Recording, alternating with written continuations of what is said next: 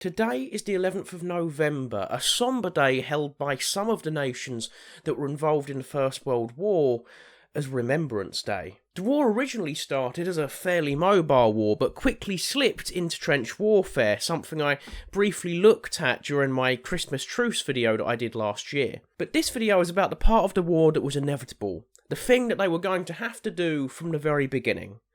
Sit down and talk. On the 11th hour of the 11th day of the 11th month, the Armistice.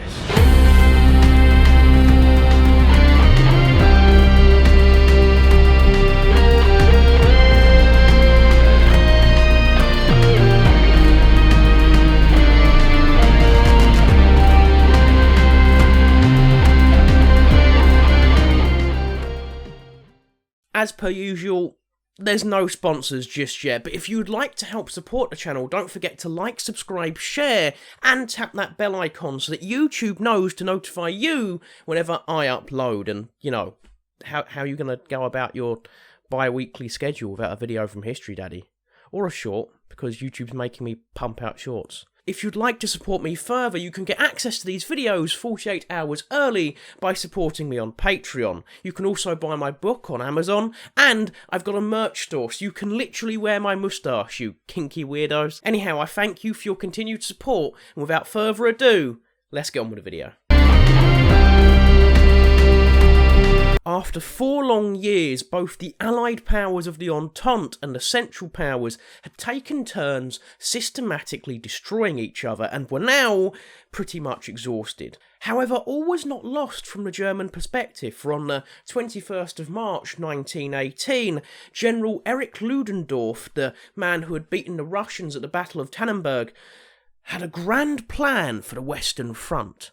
He would unleash Kaiserschlacht, the Kaiser's Battle, also known as the Spring Offensive. Suddenly, the 4 years of artillery shelling, trench warfare and ghosts in the trenches moved back to mobile warfare, something the German war machine had perfected since its early Prussian beginnings. This forced the Allies onto the back foot, fighting for every inch of ground they had gained.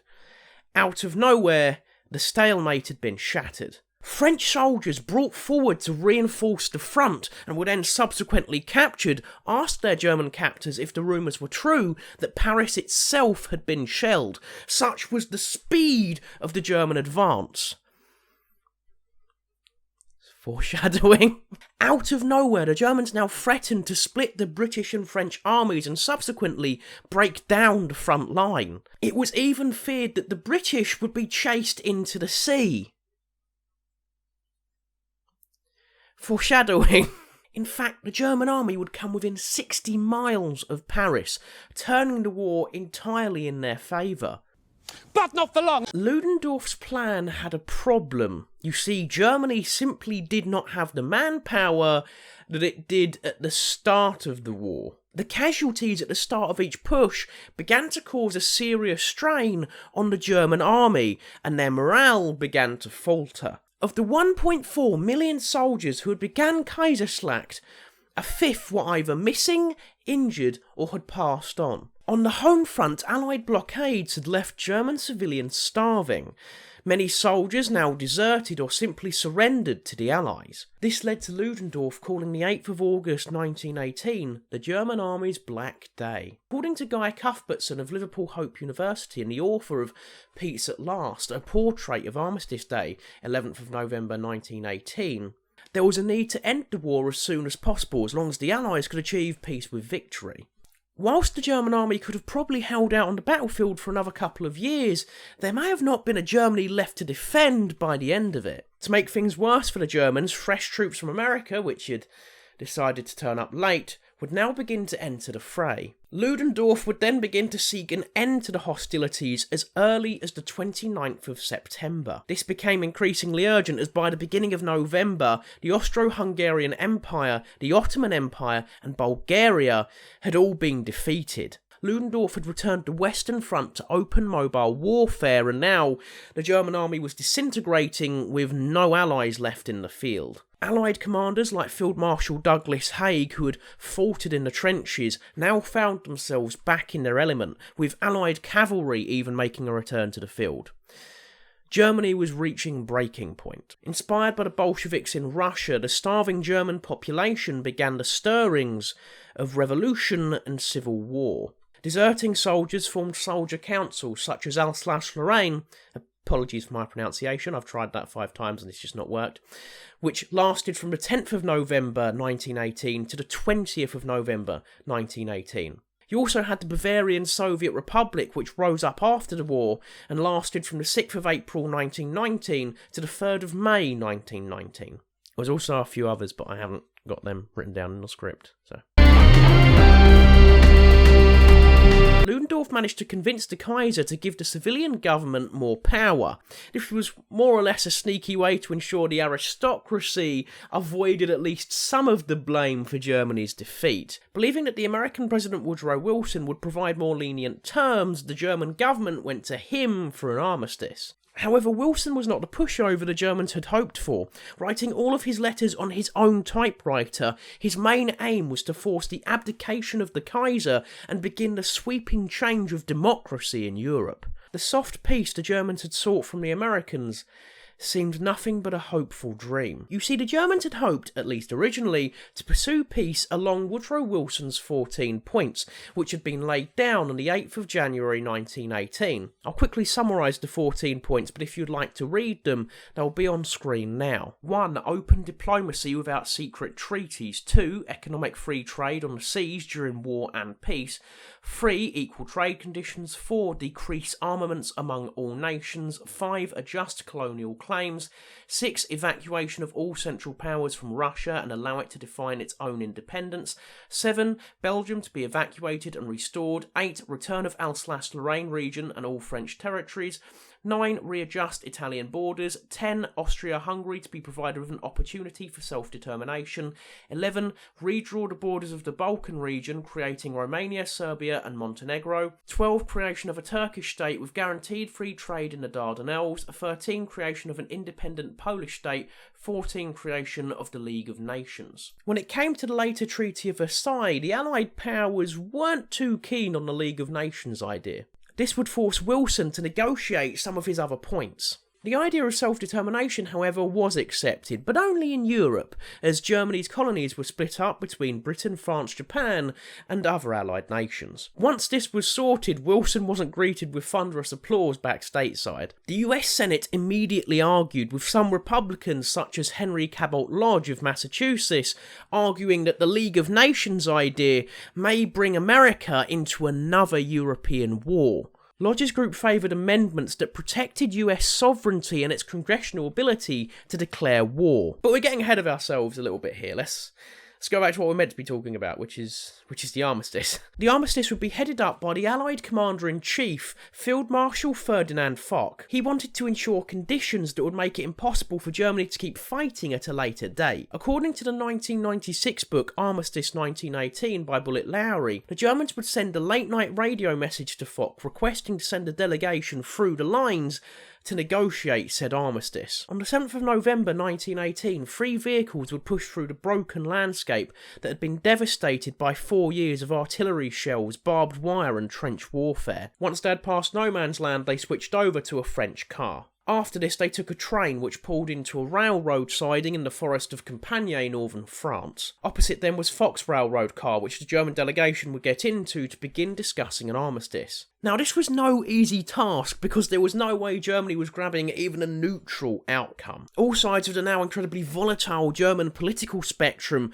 were going to hate whoever had negotiated and signed the armistice. In fact, the leader of the German delegation, Matthias Erzberger, would be unalived just 3 years after the armistice by German ultra-nationalists. The German delegation would ask for the Allied offer and Foch would simply reply, I have no proposals to make. At this point, the Germans properly realised how royally fudged they were. The French general Maxime Weygand would read aloud the terms that the Allies had settled upon. All the German delegation could do was sit and look on in distraught terror, as they feared they'd have no way to defend themselves from the growing threat of socialist and communist revolutionaries. The Germans agreed that they would pull their troops out of Belgium, France and Luxembourg within 15 days, and that any soldiers left within these areas after the time limit would risk becoming prisoners of the Allies.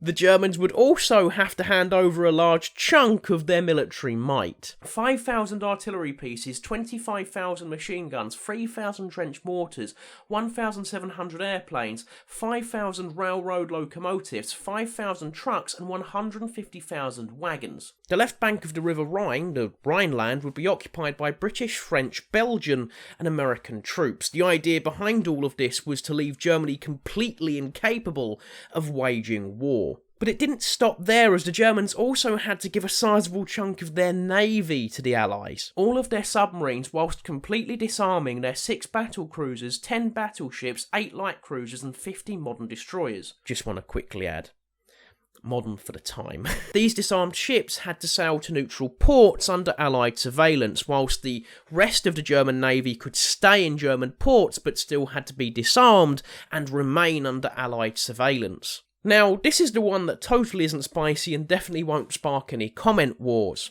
But the Germans had to transfer over the territory of Alsace-Lorraine to France, whilst also having the Rhineland occupied by the Allies until 1930. To be honest, with hindsight, maybe continuing that occupation may have been a smarter idea. However, the Germans would be allowed to keep some weaponry in order to defend themselves against any upcoming revolutions, but this was the only concession the Allies would make during the armistice. The armistice would be signed at 5 AM on the 11th of November 1918 by Field Marshal Ferdinand Foch and First Sea Lord Admiral Rosalind Wimes. I apologise again for my pronunciation.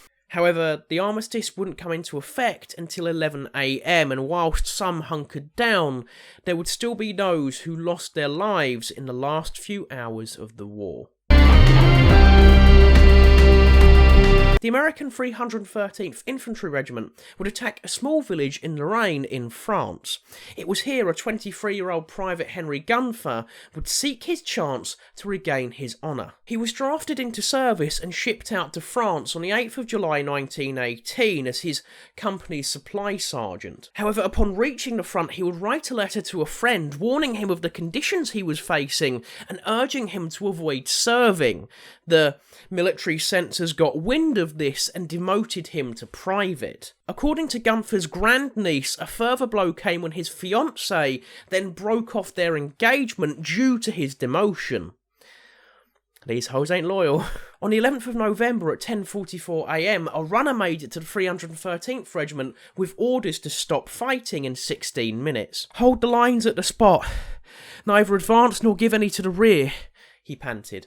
In that moment, Gunther realised he had only 16 minutes to regain his honour and prove his loyalty to the United States of America. We'll come back to him in a second. The Americans weren't the only ones who, for whatever reason, decided to keep fighting after the armistice was signed, and the 231st Brigade from Britain would decide to take a bridge on the Dundre River. They were informed of the armistice but given an hour and a half to take the bridge. Luckily, there wasn't too much bloodshed, as the Germans didn't really feel like fighting for a bridge they were going to be giving up anyways. On the Austro-Italian front, their armistice was signed on the 3rd of November with 24 hours forewarning. This led to a lot of ammunition being used up so that soldiers wouldn't have to carry mounds of rifle ammunition and artillery shells home. These fights weren't really intended to cause harm, it was just purely so they had less stuff to carry home. The last British soldier to be unalived was George Edwin Ellison of the Royal Irish Lancers whilst on a scouting mission near Mons, Belgium. There was only 90 minutes before the armistice came into effect. The last French soldier was Augustin Trébujon. He was running excitedly to tell his fellow soldiers that soup was on the menu in celebration of the armistice. There was just 15 minutes until it came into effect. The last Commonwealth soldier to lose their life was Canadian George Lawrence Price, with just 2 minutes to the end of the war. John Buchan, a novelist who would later serve as Governor-General for Canada, would write, At 2 minutes to 11, opposite the South African Brigade, a German machine gunner, after firing off a belt without pause, was seen to stand up beside his weapon, take off his helmet, bow, and then slowly walk to the rear. Around the same time, 2 German machine gun squads were guarding a roadblock whilst timidly counting down the final minutes of the war, when a shadowy figure began to materialise out of the fog. Suddenly, shots began to ring out, and Private Gunther threw himself to the ground, but continued to crawl forward through the mud. The Germans watched on as the American stood up and charged towards the machine gun nest with his fixed bayonet. Those serving alongside Gunther screamed at him to stop, as did the Germans who he was charging against, until they were left with no other option. It isn't known if Private Gunther heard the It isn't known if Gunther heard the warnings from his fellow soldiers or the Germans, but if he did, he ignored them. A 5-round burst ran out, the German machine gunners having no other alternative but to defend themselves. Gunther's body slumped to the floor, his soul having passed on immediately. The time was 10:59 a.m. 1 minute to the armistice. We don't know for sure who the last German to pass on was, however some records state it was Alphonse Bala, who was unalived just moments after the armistice. The final hours of the war saw 10,000 casualties, 2,738 of which would pass on. Much like the Austro-Italian front, ammunition was let off liberally so you didn't have to carry it home, although there was the occasional case of people aiming at human targets. The American decision to keep attacking en masse would later lead to a congressional investigation. As we looked at earlier, all of the Allies had their own agendas, and this would make making peace difficult, and it would take until May 1919. When peace was finally sorted and the Treaty of Versailles was signed on the 28th of June 1919, Germany would be forced to pay back $37 billion in reparation. That's the equivalent of $492 billion today. The League of Nations, even though it didn't actually include America, would be successful until a little Austrian man with a moustache that, when you compare it to mine, was absolutely horrifically abysmal, would start a war, all because he couldn't get into art school. The definition of a beta male. However, here's something a bit more uplifting.